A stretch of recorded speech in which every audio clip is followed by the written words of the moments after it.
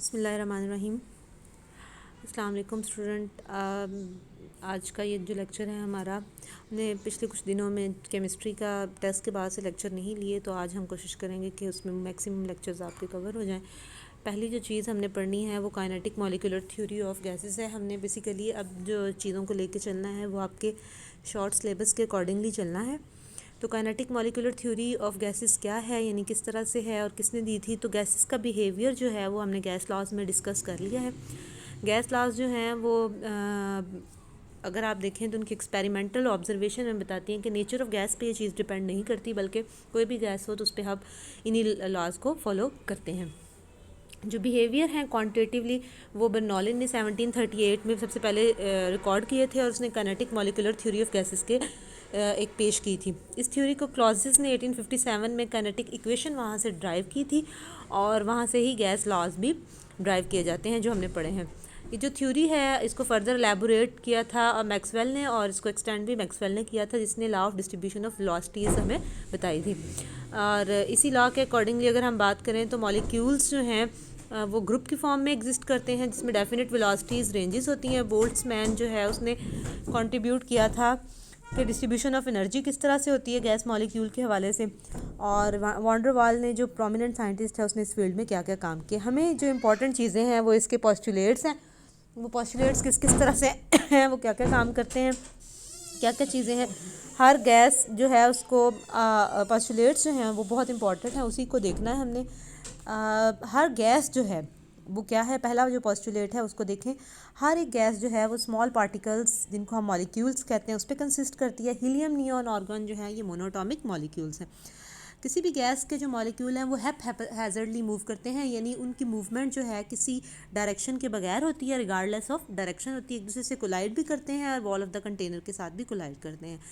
ये जो प्रेशर हम कहते हैं किसी गैस के अंदर प्रेशर होता है, बेसिकली ये प्रेशर होता है जो कोलिजन्स मॉलिक्यूल्स के दरमियान होती है, और जो कि उसके वॉल ऑफ द कंटेनर के साथ होती है।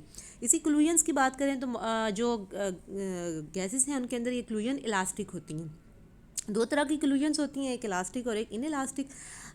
इनके अंदर गैसेस के अंदर इलास्टिक कोलिजन्स होती हैं।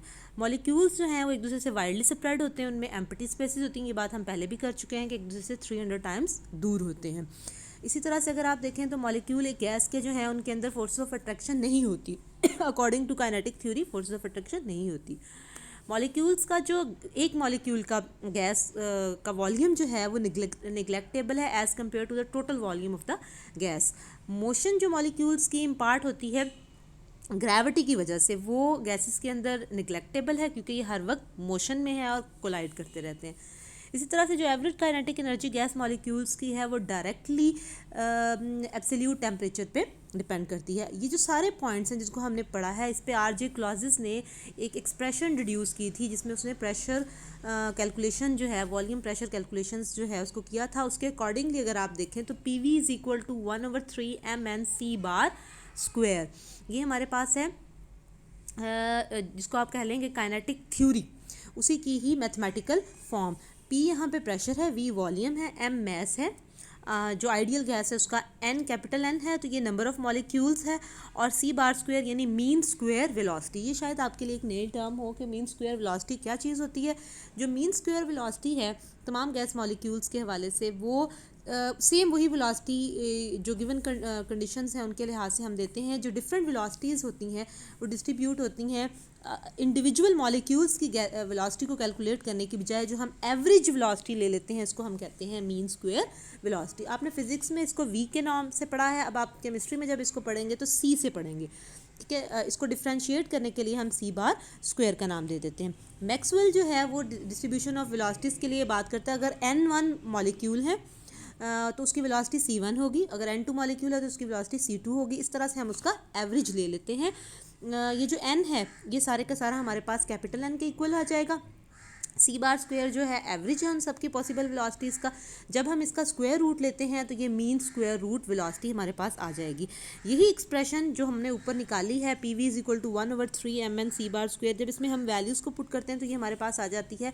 जब हम इसमें से सी की value mean square root value को निकालते हैं तो ये हमारे पास आ जाती है 3RT/m और इन सबका स्क्वायर रूट।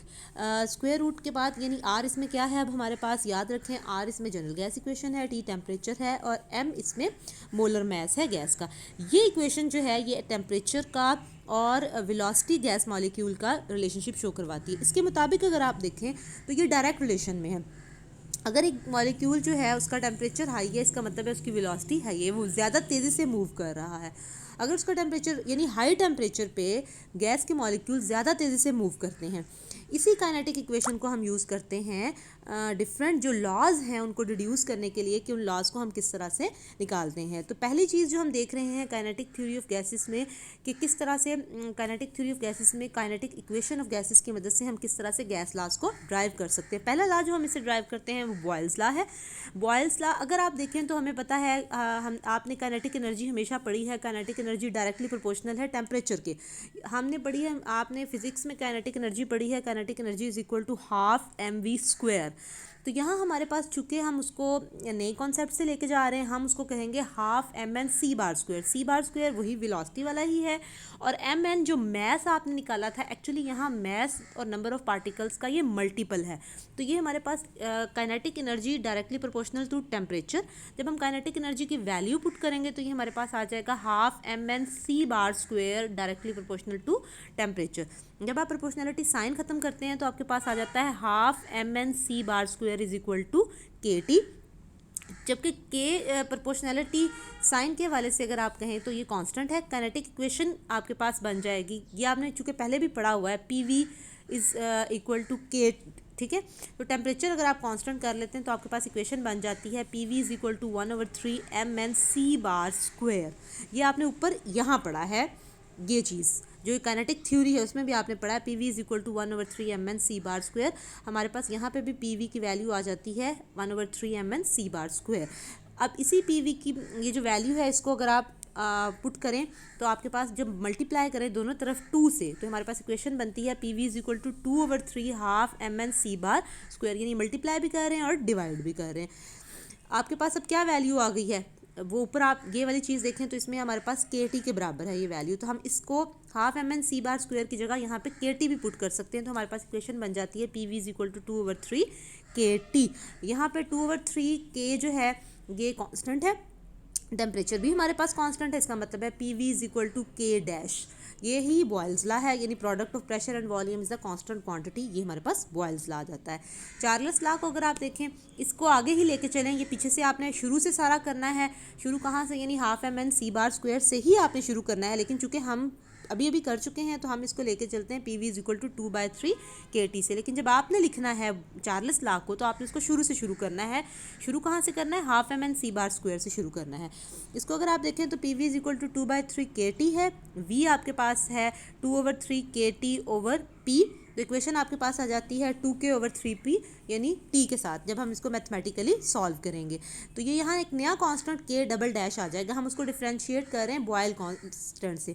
तो आपके पास यानी V is equal to K double dash T यानी V/T is equal to K double dash. यही चार्ल्स लॉ है कि जो रेशियो है वॉल्यूम और टेम्परेचर की वो एक कांस्टेंट कोमोडिटी है।